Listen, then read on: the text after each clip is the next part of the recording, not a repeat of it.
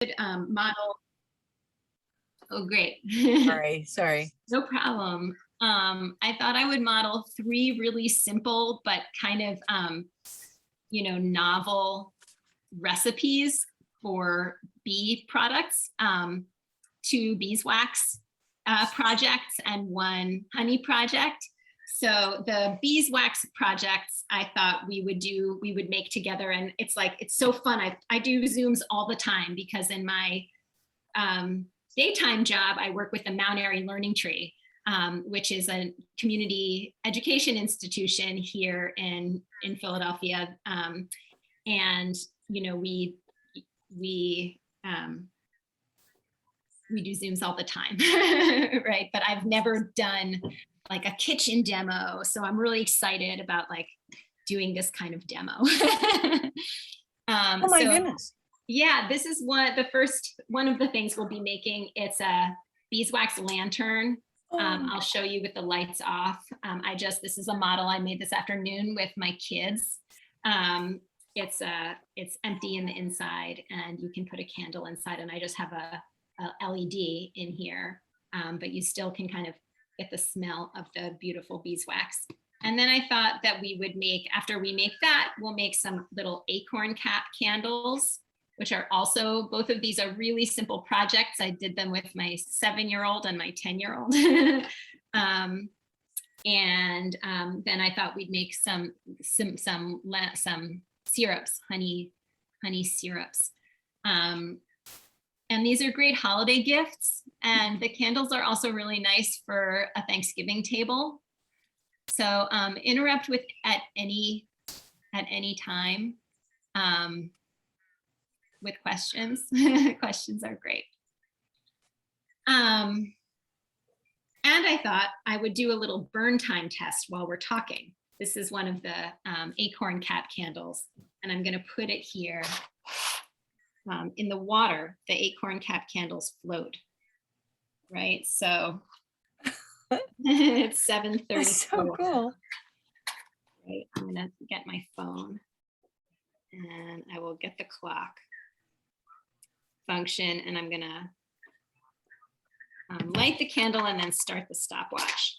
And we can see, and you can think about, does anybody have any guesses how long this burns? We'll see. We should have done I'm going to start the timer. All right. So I don't know if you can see this.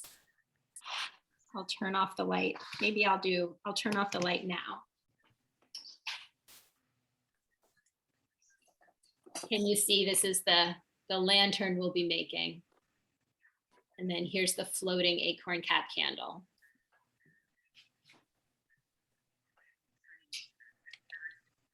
All right. So I started keeping bees when I lived in Boston. I worked for an organization called Mass Audubon, and the Mass Audubon headquarters, where my office was in Lincoln, Massachusetts, just outside of Boston. It's a really farmy area. And I saw one day, as I was coming home to Boston from work in Lincoln, I passed a farm, and there was a sign on the outside of the farm that said bee school. And I had always been interested in bees my whole life, always wanted to learn. And I thought that was really funny. I don't know if that's happened to any of you, but bee school to me has always meant business school. So I told my parents I'm enrolling in bee school, and they thought that was really funny and exciting, that I was going to be doing bee school. There was a 10-week class taught by a beekeeper who ran a commercial apiary.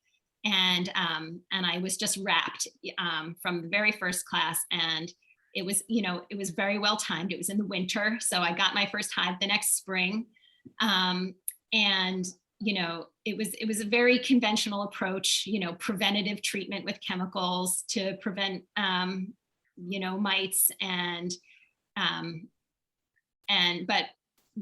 learned and adapted his strategies over my beekeeping, my life with beekeeping. But I got my first hive that first spring, had a lot of fun with it. And then did a split that year. And the next year I had 2 hives.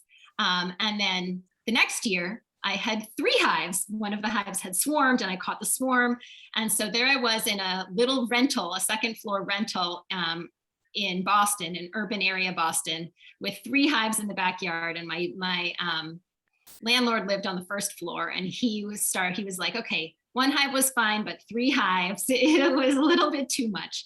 So I started looking for other areas in the Boston area to move the hives to, and wrote to the Boston Nature Center, which is just outside of Boston city limits in Mattapan.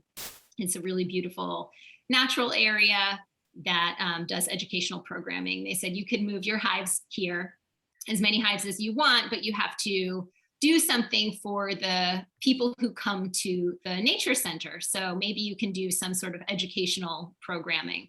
So I moved my hives there, and a friend of mine also moved her hives there. And between us, that 4th year, we had 11 hives that we took care of together. And we started doing some, we called it a teaching apiary, and we let people come and learn with us at the Boston Nature Center. We had a really great idea that would be fun to do in Philadelphia too. That was a bike tour of urban apiaries. We called it the Tour de Hives. And the first year we publicized it, and about 35 people came. And we biked from hive to hive in Boston. We kind of planned the route and planned a variety of hives. At that point, I had a top bar hive that I still had in my backyard. And we visited the Boston Nature Center, and 35 people came. It was really fun. So we decided to do it the second year too. We publicized it in all the same places, and 70 people came. And we were like, wow, this is crazy. So maybe we need to do, have multiple groups, and maybe we want some sponsors. And so we reached out to sponsors so that we could get t-shirts. It turned into a thing.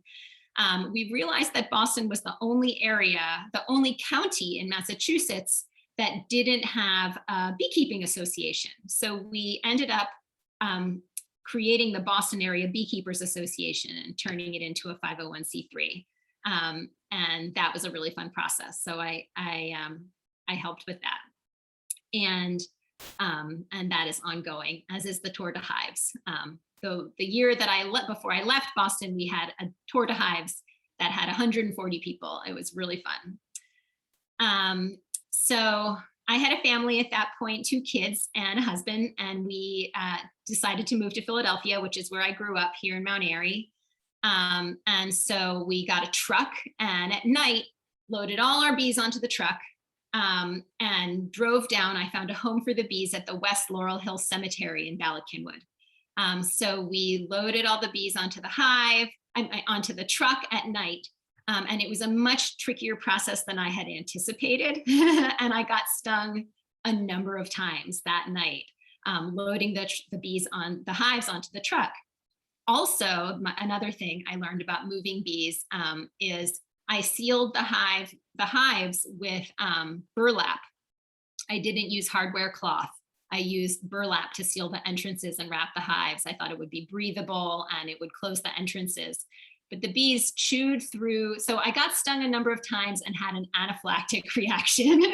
And still the next morning at 4:30, needed, because the bees were on the truck, and we had this rented truck on that day with my 2 kids and 11 hives. We moved them to the West Laurel Hill Cemetery. And picture the truck driving down the Jersey Turnpike and stopping at the toll booths. And every time we stopped, bees would fly out because they were chewing through the burlap. And so we were just like, go as fast as you can through all the way to the cemetery. We unloaded the hives and everything was fine. But I did become allergic to bees on that time, and had an anaphylactic reaction one other time too, which was scary. And but it was really interesting. I started, I know that Kathy has had this experience too, and I wonder if any of you have also, doing apitherapy treatments with an allergist that is actually in Winmore, where you get stung once a week and it builds up your tolerance to bee venom. because, at that point, bees were such a big part of my heart. I thought, I will never not be a beekeeper. This is something I will do forever. Bees will be in my life forever. So all of this really like these long-term words. And then, and yes, the venom therapy was really great. And now I only get stung once a month, and it's a dose equivalent to 2 stings. That doesn't affect me at all. So I can feel confident keeping the bees. So how's this storytelling feeling? Okay. Great. But Okay. can you give out the name of the person who does this? Yes, it's Dr. Manav Siegel, and I can send it to you, Chris. Yeah, okay. It's fabulous, and I am now not allergic to bees. That's fabulous. We're feeling really confident that I am not going to, I can feel confident. You're not going to die. Yeah, exactly. So then my story takes a little bit of a turn.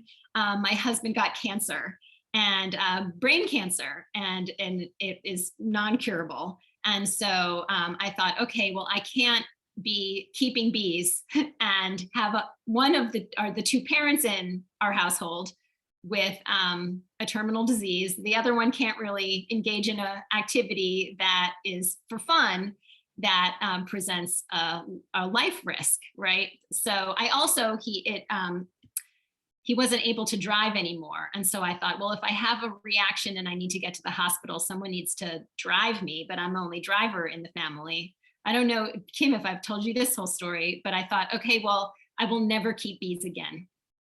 This is, it's the forever and always, and then there was the never. That will never happen. But then my husband passed away, and the week after he passed away, I got a call from the publishing company asking if I wanted to work on this project, Common Sense Natural Beekeeping, with the person who started me down my path on beekeeping, Kim Flottum, and I was so honored. And I said, okay, before I even had 1 second to think about it. And then I, with continued allergy shots, I ended up setting up a hive in my backyard, catching a swarm, and continuing to do beekeeping with community members at my kids' school. So, which is the Miquon School in Conshohocken. And I keep bees with the staff there and with the kids in community. So it's a story that is sad, but has a wonderful moral and ending, which is that there's no forever and there's no never. And bees, if they're in your heart, will can give you sweetness and light just when you need it the most. Right. So it's a good story. I feel. And a really sweet thing is I just got sick for the first time since COVID. Has anyone, like, not COVID, but you know how we never got colds for a long time because like no one was seeing other people or going outside or breathing on each other. So I just got sick, and it was so terrible to have a cold. First of all, you're scared it's going to be COVID, but then it's like, I'm so unused to being sick right now because nobody got viruses for so long because we weren't breathing on each other. So I just got sick for the first time, and I found in the basement, while looking for something totally different, something that we called the honey archive that we moved with from Boston, which was one tiny jar from every honey harvest we did in Boston. We saved a small jar and put it in something that we call the honey archive. So when I was sick last week, I made myself tea with honey from the honey archive. And it was a really neat example of taking the sweetness and the light from a brighter time in life and using it right now. So I kind of loved that. So on to the crafting portion, which is just like really in this theme of taking, following the path of the bees that the bees have laid for us, of taking the taking the sweetness and light from the brighter days and using them to light us up and fill us with sweetness in the darker times. And honey and beeswax are like literally sunshine, right? It's like almost magical how that's true. The bees are going flower to flower and collecting nectar and collecting pollen and using flowers, summer flowers, to create honey and to fuel their bodies in the creation of beeswax through those scales on their abdomen. I mean, how magical is this? It is literally like the magical transformation of sunlight into these like magical delicacies, beeswax and honey. And I'll let you know that our candle is still burning. And it's been 13 minutes. So I think the first thing that we'll do is the honey syrup, because it demonstrates, if you do it first and then let it wait, it demonstrates this cool property of honey. Honey is hygrophilic, right, with a G, hygrophilic, which means that it attracts and retains moisture. And this is one of the reasons that honey is an antibacterial substance, because when it comes into contact with bacteria, it sucks the moisture out of the bacteria. And you can actually even watch this like under a microscope. You can watch honey desiccate bacteria and microbes. And honey and ginger together, now in a petri dish, so this is really different than hygroscopic. That someone spelled it perfectly in the chat. Yeah, honey from the honey of the gods. Exactly. So honey plus ginger in a petri dish with antibiotic resistant bacteria is more effective. Honey and ginger is more effective at inhibiting the growth of antibiotic resistant bacteria than penicillin, amoxicillin, methicillin. Again, this is in a petri dish, not in the human body, but still really cool science, published science. And so when the winter months come and when I feel that we might be getting colds in my family, we do this honey, ginger, lemon syrup. And what I do is get a jar that's kind of pretty. And I slice up lemon, and it's nice to like put the lemon on the outsides of your jar so that it's pretty. This makes really nice gifts.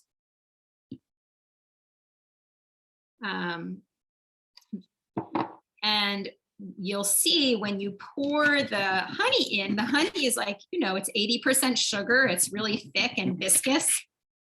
But after sitting with the lemon and the ginger for a while, it turns really runny because it sucks all the juice out of the lemon and all of the juice out of the ginger and really infuses with the flavor of the ginger and the lemon. It's like literally juicing the ginger and the lemon, right? So the flavor is really strong. It's not just like, putting a cinnamon stick in and you get a remnant of the flavor. With these fresh materials, it really sucks all of the flavor and the juice out of the slices of ginger and the lemon. And it's also really nice to do this with orange slices and clove. Cloves are kind of like they kind of have that numbing property, right? So a different kind of flavor combination. And then, so you can see how it's really kind of, honey, right? It's really thick and viscous. And then you'll see when we're done in a little bit, you'll see the way that the honey has really changed consistency. It becomes really runny because it sucks all the moisture out of the lemon and out of the ginger. I'm going to put the cap on, and here it's a very nice gift. Like imagine tying this with a ribbon, you know, like a ribbon or a piece of yarn, and then giving this to a friend who isn't feeling well, or just as a holiday gift. Yeah, someone said fall honey, powdered cinnamon, turmeric, and ginger. Totally, I love that. I also love the Instar Apiaries Hoot and Holler honey is like so my favorite.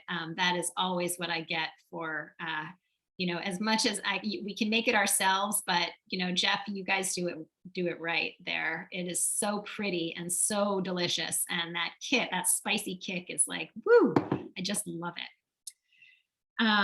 So Hoot and Holler honey plus a little jar of this for yourself, just or for a friend. That's a nice gift combination. So now I think what I will do is the lanterns.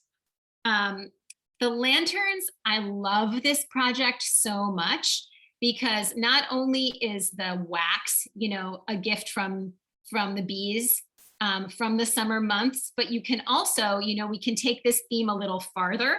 And we picked these. This is from my yard from this morning. So this is a piece of fresh material, and you'll be really surprised how long the beeswax preserves the color of fresh material. So I don't know if you've done beeswax leaf dipping, but that's like, it's really preserves the color of fall leaves for a long time. But we also, this is some calendula from the garden. So this is another way to incorporate our theme of, you know, preserving the light from and the summertime, right? So I'll show you here. I have this really simple flower press.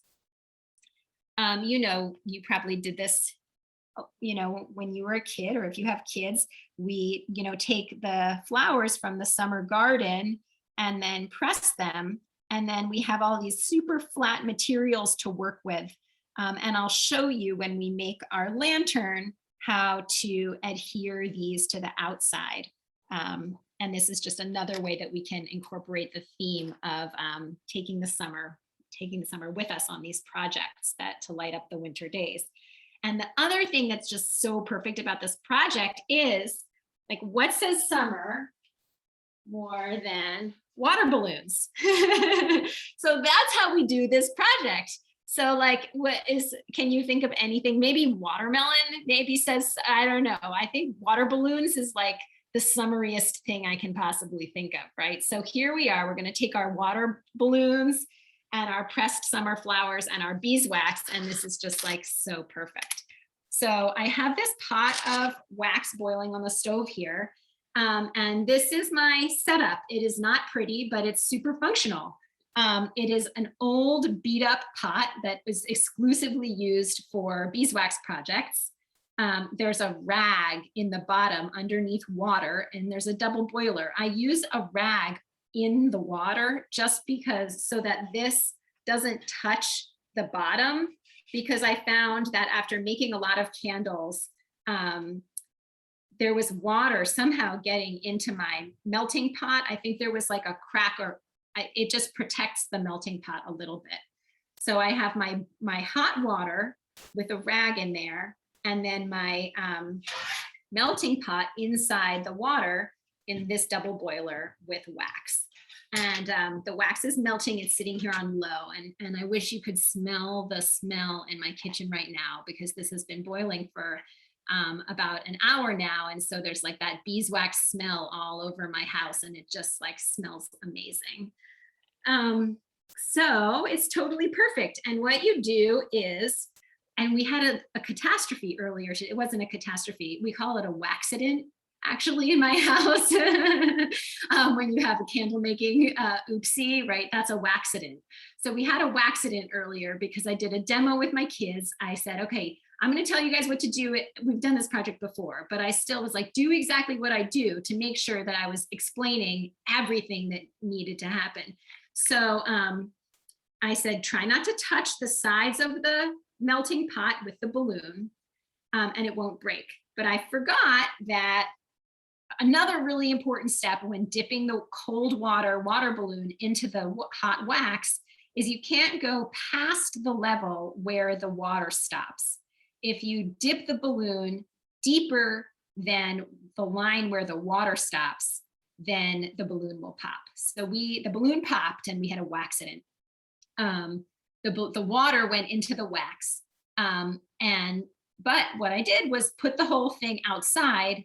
The wax did its wax thing, turned from a liquid into a solid, and all of the water was left on the outside of the wax block and we could pour it out. So if you also have a waxident and get water in your wax, then you can do exactly that. So here's the water balloon. I got a big pack of balloons. Let's party. They're 5-inch balloons. And I'm just going to dip it into the melting pot.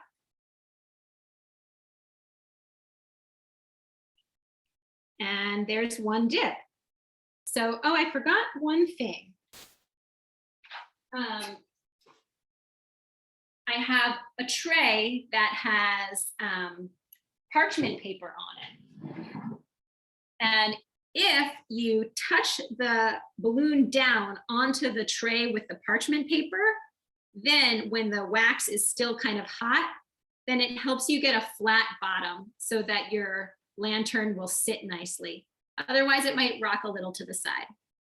So I'm going to dip again.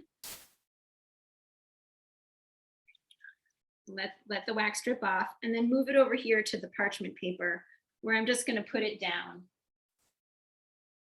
and let it rest for a second so that it gets that nice flat bottom. I'm going to dip it a third time, and however thick you want it, that's how many times you dip it. I think we dipped it 5 times when we did it this afternoon, and that seemed really nice. Chris? Yeah, so at what point, how many dips, if you want to put leaves or calendula flowers or what, I mean, is that like after the second dip or? So no, I will show you. Okay. I did 5 dips. This is just 4 dips. But then what you do before you put the flower on, you take a flower. Here, hold on. I'm going to move my lemon ginger set up to the side. So I have space here for the melting for this tray.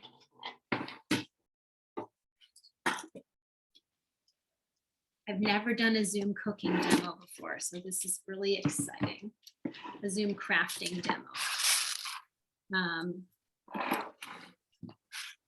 What temperature is the wax for this? That's a great question. The water isn't boiling, it's just on low.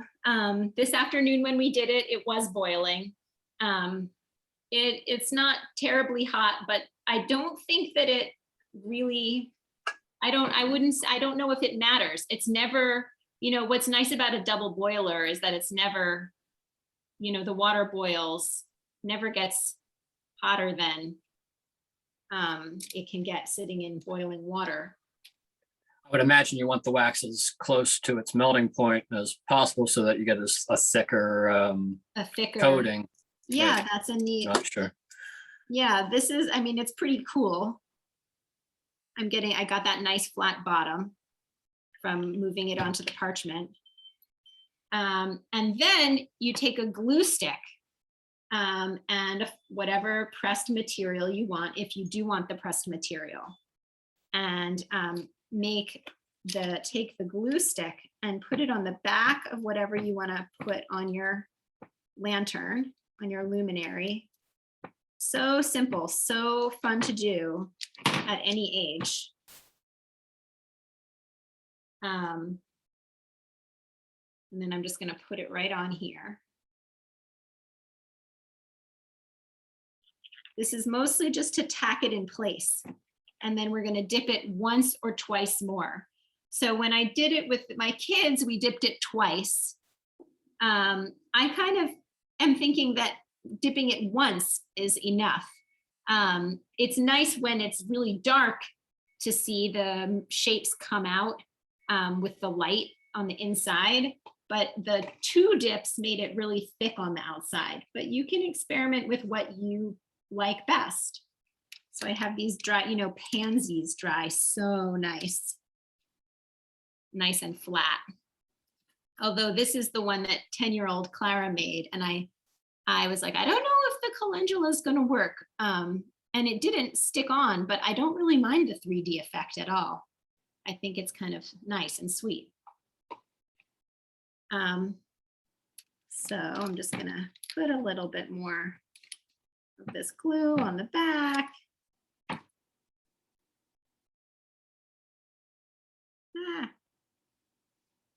I'm gonna tack it on.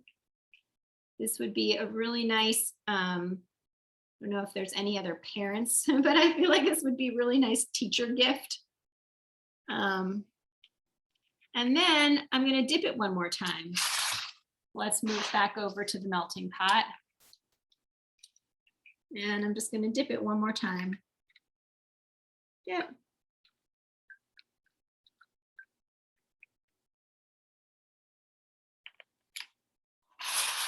Yeah. So that's a good question about the temperature. I'm never that exact of a crafter. So we'll light it up. The next step is sometimes a little bit messy. We'll let it out. We'll let the balloon out. I'm gonna let it cool for a second. Chris, yes. Is it, so it's okay, the balloon, do you ever put oil on it to make it release from the wax better, or is that unnecessary? Or Yeah, I've never had trouble with it sticking Okay. to the balloon. The only trouble is getting wet when you do it. So actually, let's just do it now. I have some scissors and I just do it over the sink. So what I'm gonna do is just pull this part up, try to hold it in 2 places and cut it so that I don't get drenched. And that's okay. We'll see how that works. I think what I'm gonna do is, you see how like I can hold it in can you see how I'm kind of holding it in 2 places? Right, so I can cut the top, but still be holding it closed at with my thumb here. So I'm putting it in the sink and I'm making a small hole. And then angling it down. That was actually, this is not going to be messy. It worked perfectly. My sleeve got a tiny bit damp, but that's fine. And then here we go. Look how pretty that is. And I'm going to turn off the light one more time so you can see what we just made.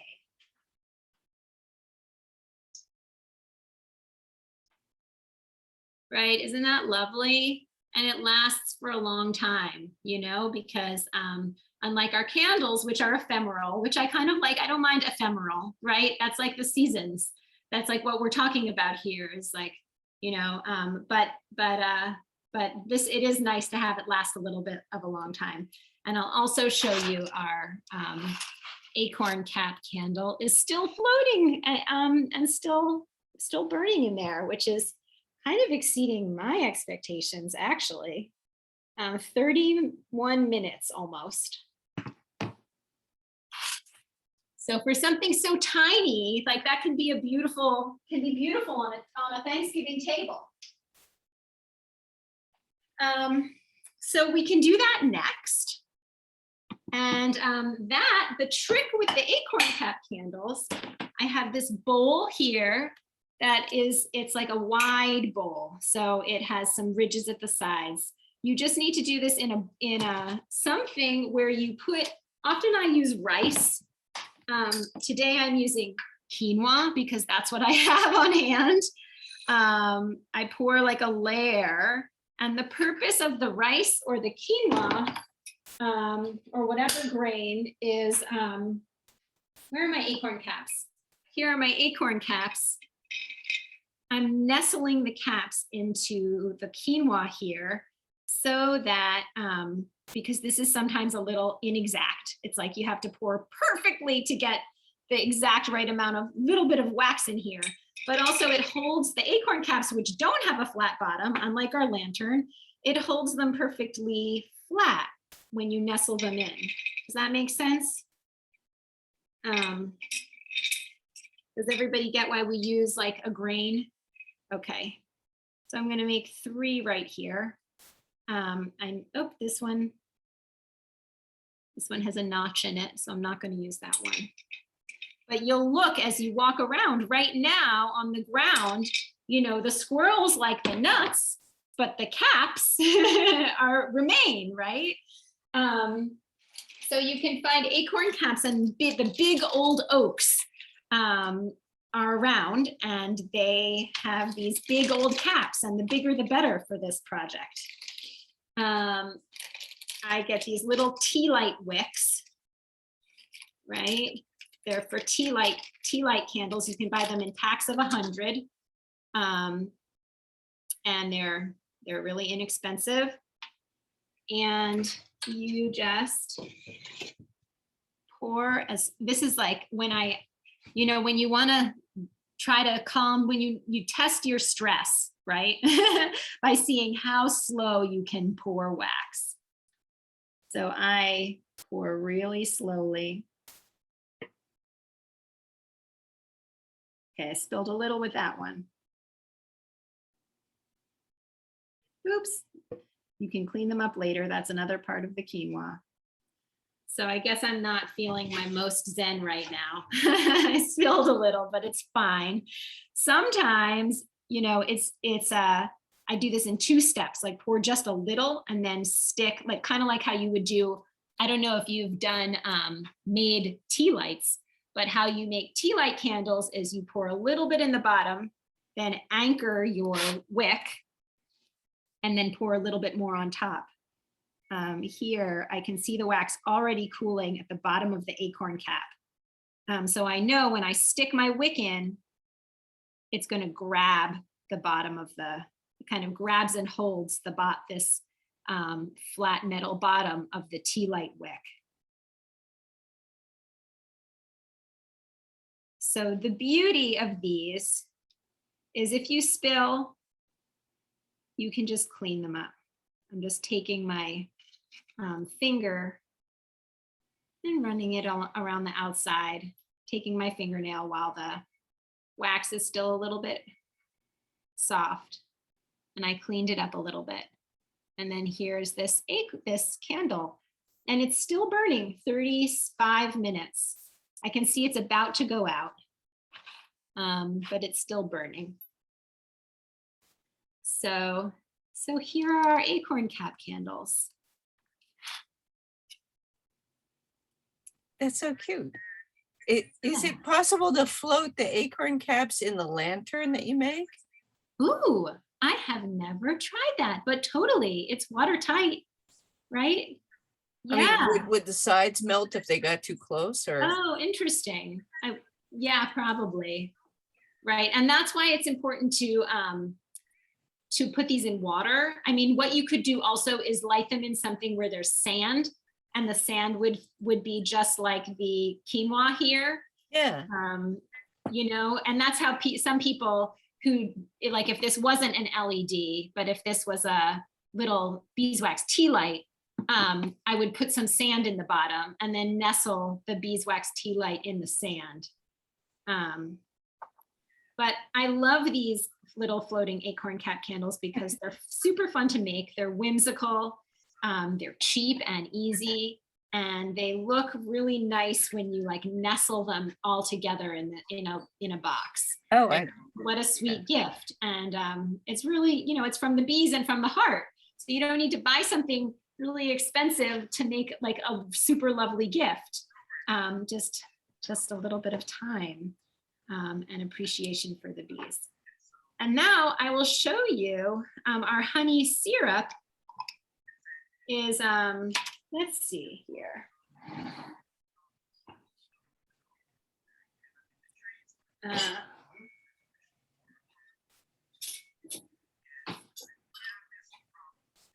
So you'll see like See how it really is such a different consistency than when we poured the honey in and the honey was so thick.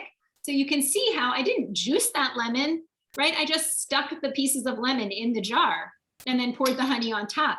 But honey does such a good job of sucking the moisture out of everything it comes into contact with that it just like completely pulled all of the lemon juice and ginger juice out of the ginger and the honey and the lemon, even in the past half hour that we've been talking. And it's so lemony and gingery. So the only thing we have to worry about is we all know that honey, the honey in the tombs in Egypt, from so many years ago is still just as good to eat as the honey that, came from our hives this past September. But when you have a moisture content, when you raise the moisture content of the honey, then it does have an expiration date, even though it, it's ginger juice and lemon juice. It lasts a while, but it does have a high moisture content and it can ferment. So just like when you leave a jar of honey open and it collects the moisture, that's why it's always so important to cap your honey, because it sucks it attracts and retains moisture. So it will take the moisture out of the air and then your honey is feels kind of fermented, so that's what happens there. And I would store it in the fridge. Yeah, I would tell people use it in the next 2 to 3 weeks. And it'll probably last longer than that if you keep it in the fridge, but it never lasts that long, right? It's so nice.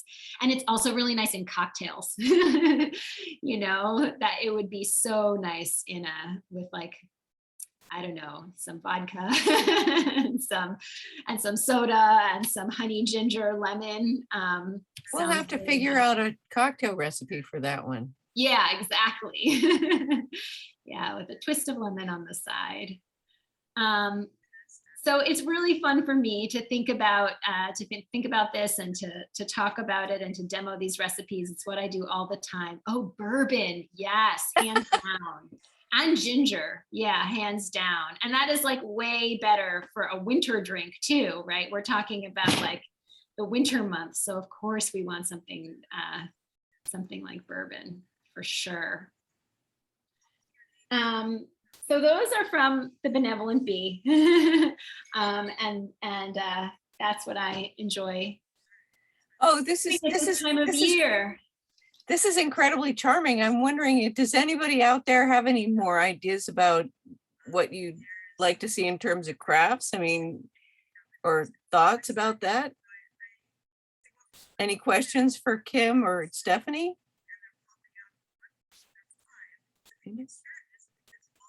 Stephanie, I do have a question. Yeah. I know I've had issues making candles before and putting them in too thin of a candle holder and then the glass breaking. Oh.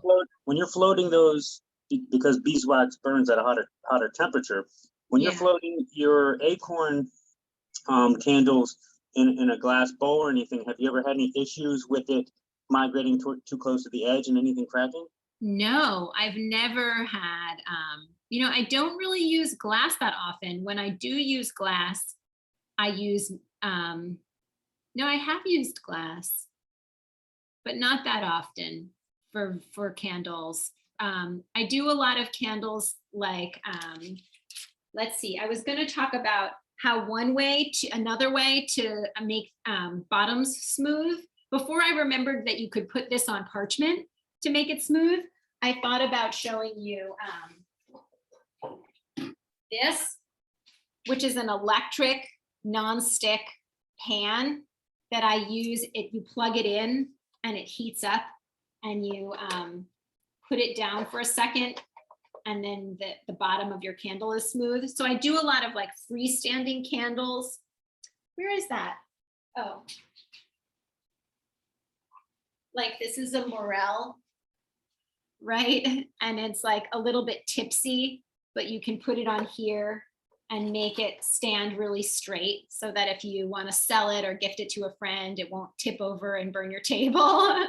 That's an interesting question. I've never had that happen, but what I have problems with sometimes when I have problems making candles in glass jars is getting the wick right so that there's not the tunneling in the middle. And I brought an old candle that I made just in case a question like this came up. You see this tempered glass mason jar is what I have made candles in before. And that's really thick and that glass wouldn't. So maybe you should think about like what type of glass you're using and maybe use something a little bit more like a tempered glass mason jar. But this is a terrible candle that I made. Look how it burned, right? It's terrible. I wouldn't gift this. It tunneled right down the center, meaning that the wick didn't burn at the same rate as the beeswax. So that is something I think about a lot. When I just made another one of these for a friend who wanted a pillar candle, I mixed beeswax. I love using only 100% beeswax, but sometimes when I want to do a pillar candle, I mix in like 20% soy wax.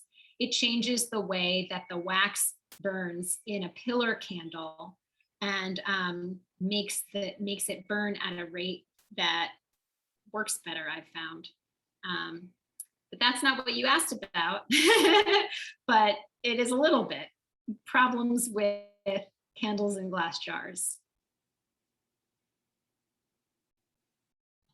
Any other questions? Do you have any other wicking tips? Do you like cotton? Do you like to pre-soak your own wicks in your own wax at a hotter temperature? Yes. What's some things you've learned about wicks? Yeah, so sometimes I do dip the wick in the wax to give it a little bit of stability. And the biggest lesson that I've learned about wicks is test them. So I have different wicks, different thicknesses and braids, like the standard wicks for a beeswax candle is number 2 cotton wick. You can buy all these different types of wicks, but the kind that is most often used in beeswax candles is like a number 2 cotton wick. And but I have a number of different wicks and I test them and do burn time tests to see what gets the best effect before I make a candle multiple times for gifting. Yeah, so just like anything else, kind of like practice makes perfect with every new candle. There's something new to learn because there's a different shape and a different width. And yeah. I'm so happy, I have had all these questions about wicks and I'm so happy you could enlighten me about this because I've never been able to run that down. Thank you. Yeah. Tommy had a question. Wait. I don't know. Let me check. I saw someone. Oh, you can unmute. There you go. Hey, I was wondering if there was an ideal diameter for the number 2 wicks, like 1.5 inch candle or. Yeah, so I found that they work really well with like tapers, like Shabbat candles is something I make a lot. Okay. Yeah, like one of the candles I really like, I make my own molds a lot. And in pillar, that's something else that could be really fun to talk about sometime, like when we can get back in person, because you kind of got to do it in person. But I learned from Martha Stewart how to make your own mold using liquid silicone. And I make a lot of pillar candles out of sticks found, that are a good diameter. So, a standard taper candle is like 7/8 of an inch wide, right? Doesn't that sound like, we're talking about bee space, it's candle space. Oh, nice. It's not like 3/8 of an inch. We're talking about 7/8 of an inch is diameter of a cone. Diameter of a typical candle, and that is the number 2 wick works perfectly for that. Excellent. I'll show you one of those candles.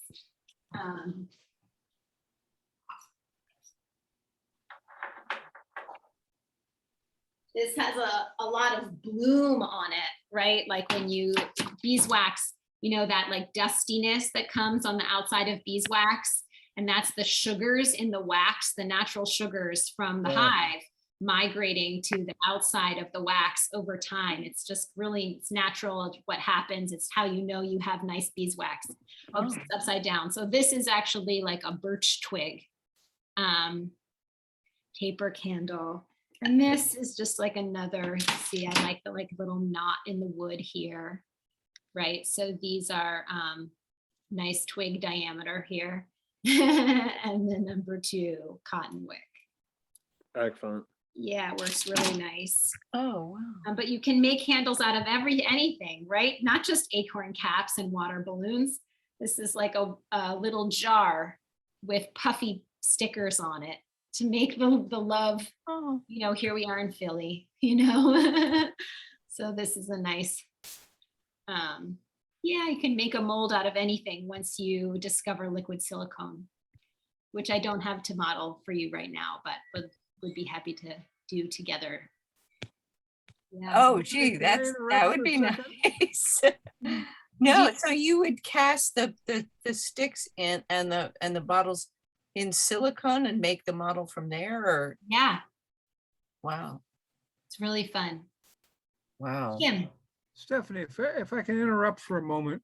course. Working for a candle manufacturing company for 30 years, one of the things that I've learned about making beeswax candles, well, several of the things that I've learned. One is when you're looking for wicks, go to a candle company go to a company that makes candle wicks and look at what they have available. Test, test, test, test, test, test, test. Know that there is a significant difference between cotton or fabric wick and artificial nylon or rayon wicks because they burn differently at different temperatures. Know also where your candle is going to burn, because a candle that burns in an air-conditioned house in the summer will burn differently than a candle that burns in an unair-conditioned porch in the summer. It's the temperature of the wax while it's burning. So when you become involved in this, burn 100 to sell one that burns perfectly. That is so true. Yeah, the test is my biggest, it was my biggest takeaway too. And that's so true about where it's burning. Like if you burn any of these on a outside or anywhere where there's a wind, forget about it. It's going to drip down the side, yeah, so where you burn. Yes, of course, Kim, thank you.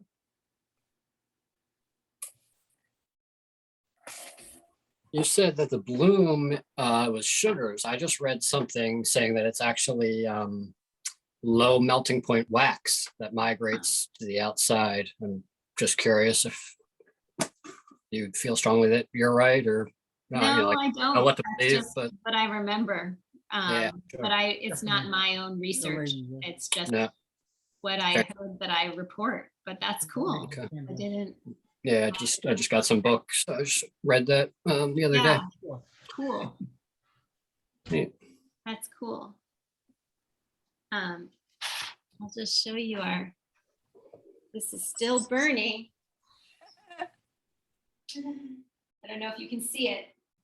Still kind of glowing in the dark there. Just a little. Neat how slow it can burn. I was so thrilled to see that the Acorn Cap Candles. I've been wondering what to do with all my acorn caps. Yeah. I'm not kidding. What other vessels could we use, like shells? Yeah. But they wouldn't float as well. No, that's true. I have a question for Kim and Stephanie. Yeah. You collaborated on the book and it has the phrase natural beekeeping in it. And from your description, I haven't read the book yet, it makes sense. You want to have people think like a bee, because to be a good beekeeper, you need to be able to think like a bee and meet their needs and work with what they're trying to do. But the phrase natural beekeeping kind of rubs me the wrong way, because I feel it makes people it doesn't point out that honeybees aren't native to this continent, that they're an agricultural livestock. So natural beekeeping makes me fear it makes people think less in the animal husbandry mindset, that they're taking care of livestock and they're not maybe managing their mites, or they're doing something natural, which isn't natural. Beekeeping is not natural for the bees or for us. What's your thoughts on that, on the phrase natural beekeeping perhaps not lending to the best beekeeping practices? Oh, unmute, Kim. Do you want me to answer that? Sure. Common sense natural beekeeping is, if you will sit back and think for a moment, an oxymoron. And that's how we approached this. And as Steph said earlier, we took as much of what bees do as we could, added to that as little as we could do to keep them alive in the unnatural world they are living in hives of all different kinds, in all different places, in all different environments, to make it as good as we could for the bees and yet be a beekeeper. As I said, the title is an oxymoron, as is the contents of the book. What Steph did was take that idea and apply it to 20 different kinds of hives that people use around the world, different environments, different management styles, all the different kinds of things that beekeepers do with bees to approach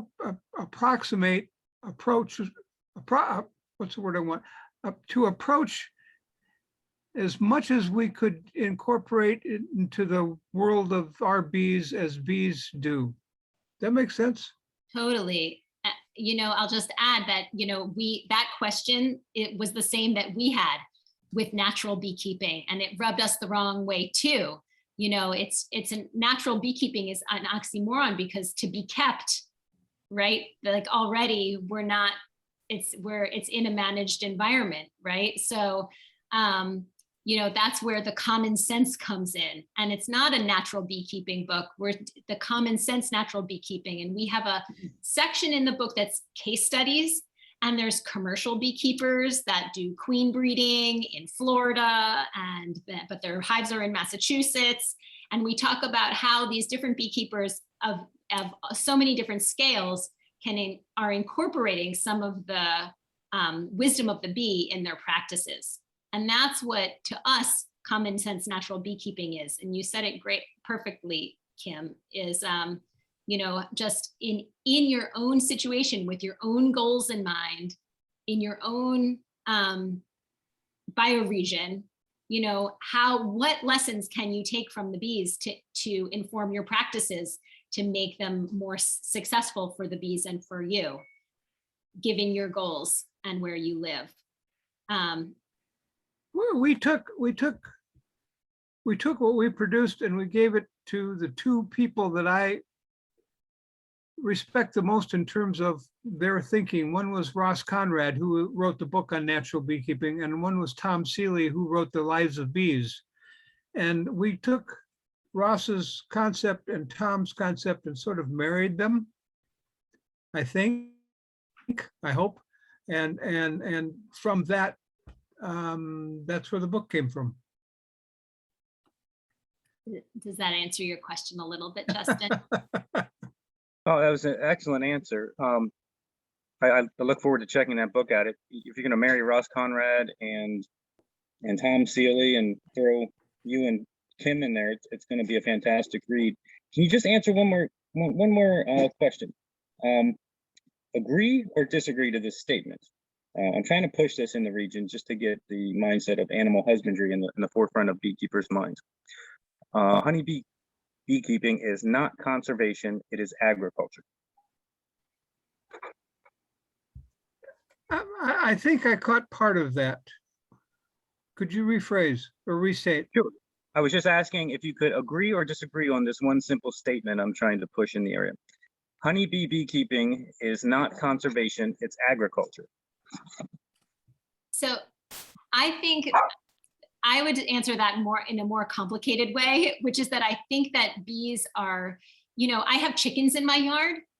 And the way that I keep my backyard chickens is so different from the way that Purdue keeps their chickens. But here in the US, to us, it felt like, if you're not a natural beekeeper with like a totally hands-off approach, then a lot of beekeepers are like my first bee school experience was a commercial beekeeper teaching me how to do backyard hives with the same methods as the commercial giants. So what we're looking for is, kind of figuring out how to scale it, right? So like, we don't need maybe the same hive type. Maybe my goals, I just want like a hive for beauty. Maybe I don't even care about the honey. Maybe I just want a little bit of honey, and not even, I don't want to sell it. I just want it for my family. And like one frame would be enough for me, right? So how can I keep bees differently from the way that the commercial beekeepers that are, have pollination contracts? Like, do I need the same hive type? Do I need the same treatment strategy?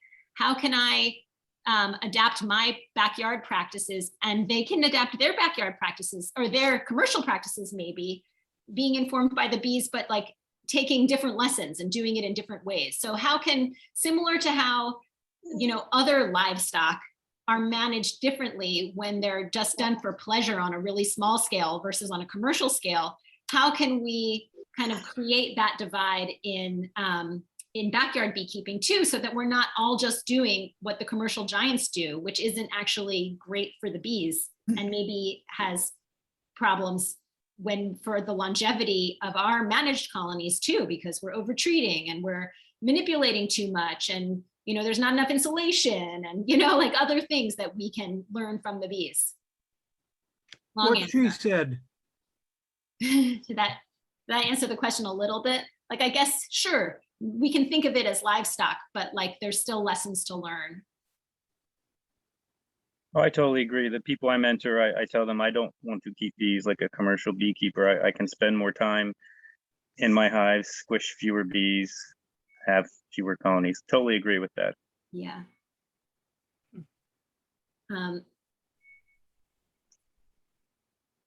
Wow. Someone did have a question about where you get your silicone to make your molds. Oh yeah, smoothon.com. Smoothon, I'll show you.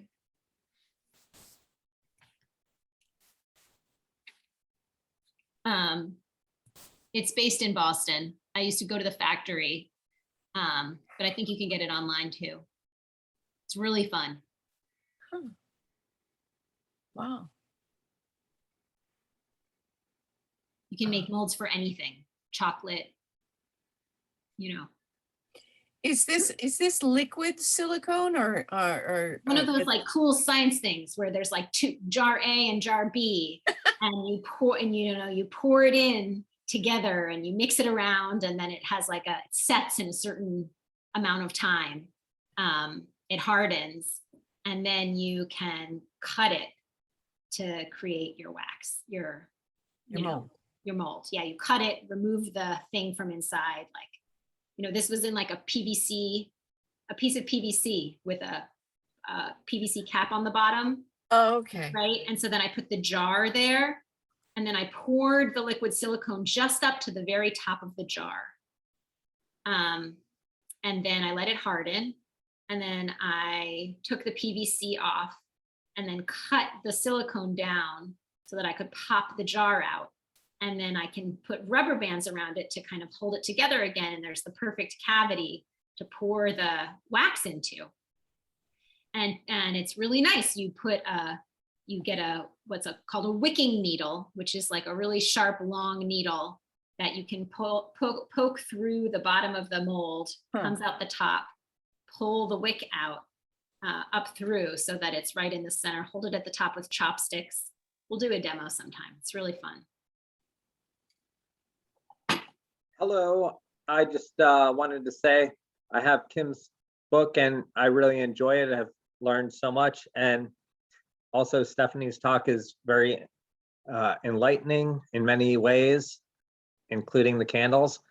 And I was wondering, is your new book out now, and how can we purchase it? Is it on Amazon or? Thank you very much. It will be available in most bookstores by the end of the month, I'm told. We are subject you. to the rigors of delays due to shipping from all sorts of places, so that's why it's not out yet, but it will be out, I'm told, by the end of the month. And if I can stretch this just a half a hair for a commercial, Stephanie will be on the podcast, Beekeeping Today podcast.com, right after the first of the year.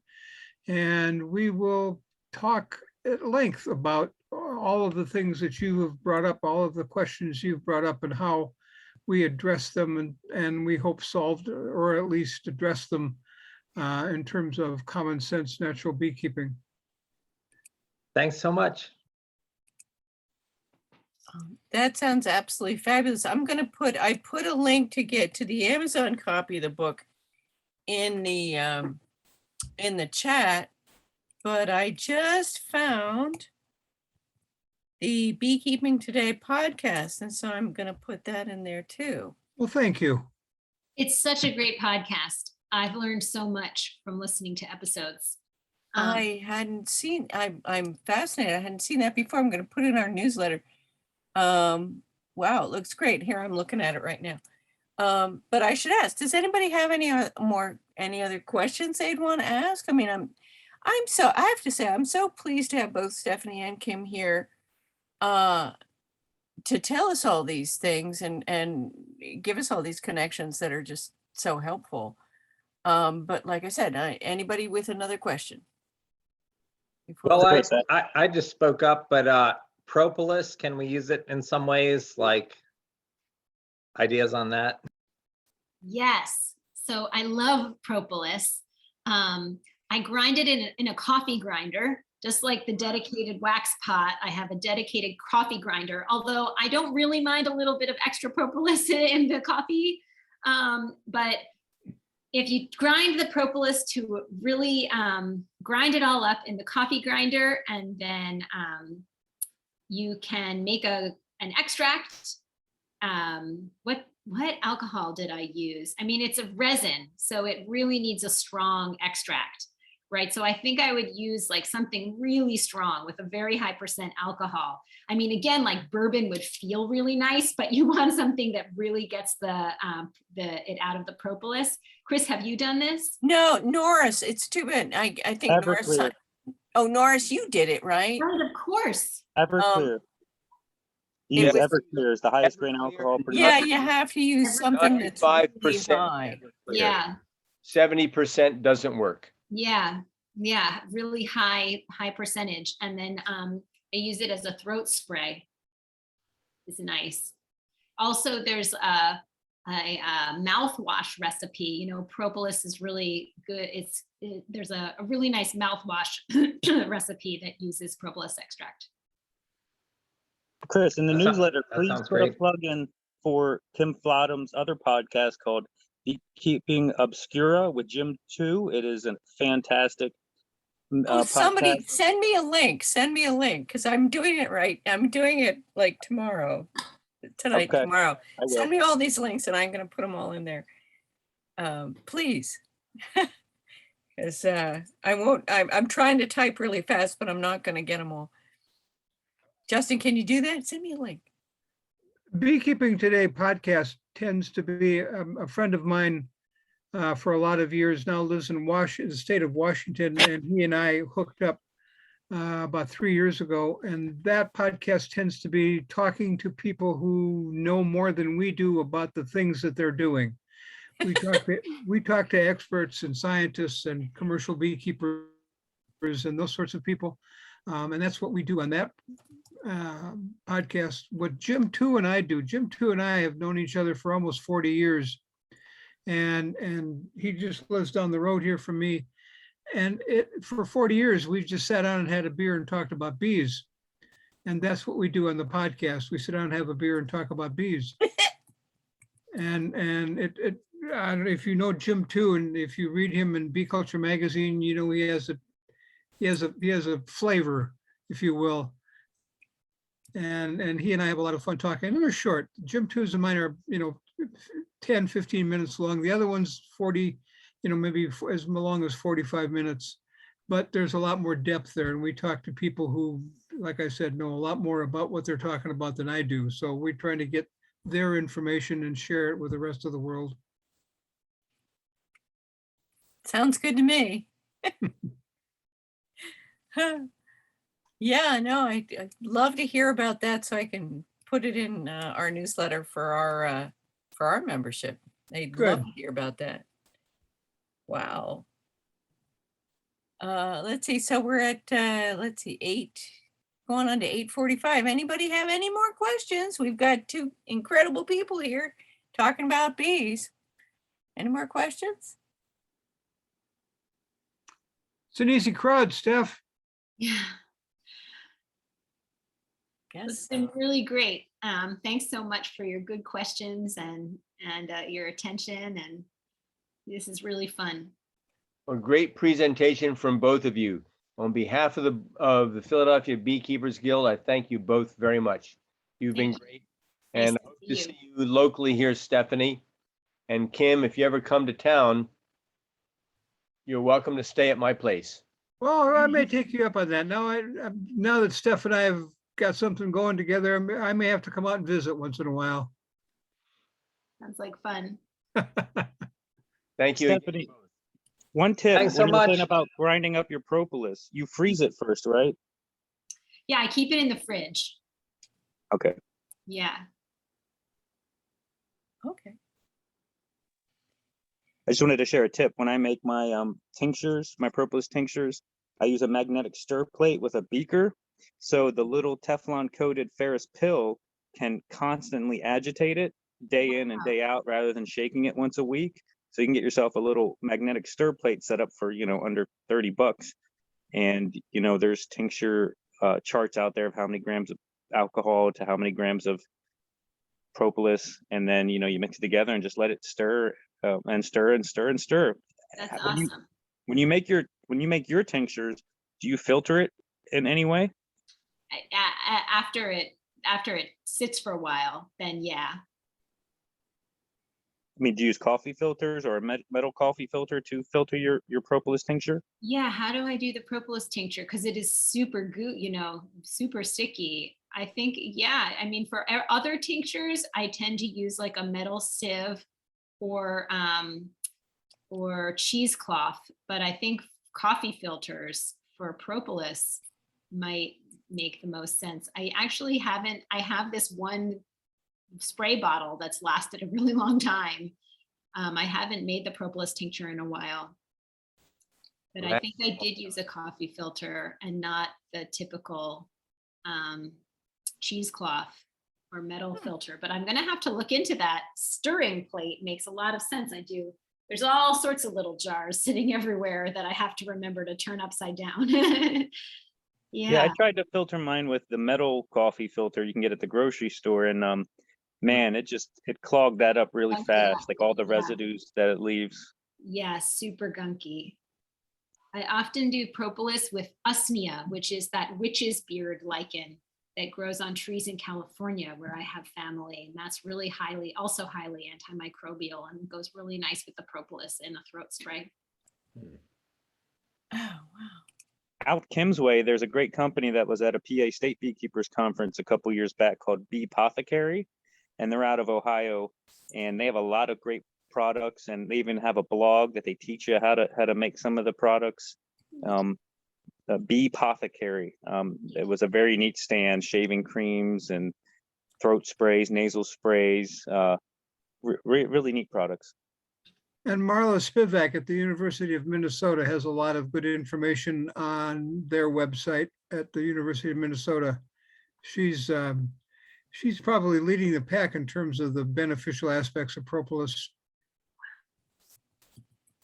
We were lucky enough to have her as a speaker at our Chester County Beekeeping Conference last year. I'm on that I'm on that planning committee, and I found it really interesting when she said, if you bring her a sample of tree resin, she can tell you where your propolis came from, as long as you have a sample from the tree.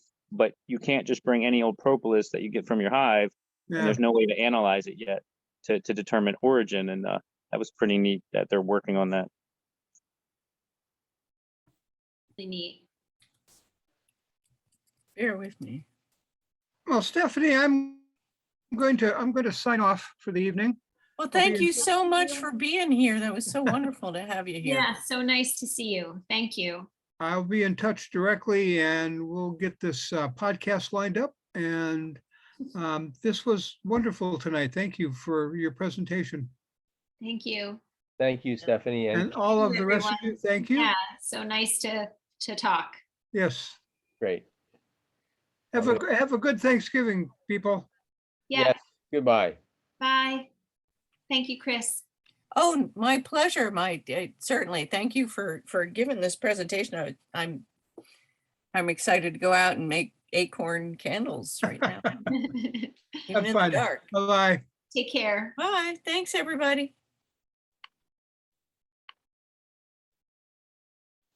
Hey, Carmela. How you doing? I'm gonna turn it down. Thanks, everybody, for being here, by the way. If you have any links that you want to send, I'm gonna put my, for the last few people, I'm gonna put my thing in, my address in, just so you can, there you go. If you have anything to send me. Thank you so much. Oh no, wasn't this great? I love those little acorn candles. So much fun. I can't wait. No, I never even had thought of that. How are you guys doing, by the way? Good, good. We're We're doing hanging in there. okay. Staying safe. Yeah. Well, anyway, I'm gonna shut it down. Thanks, everybody. Bye for Take now. it easy, Chris. Chris. Thank Thank you. you. Okay. Well, there was.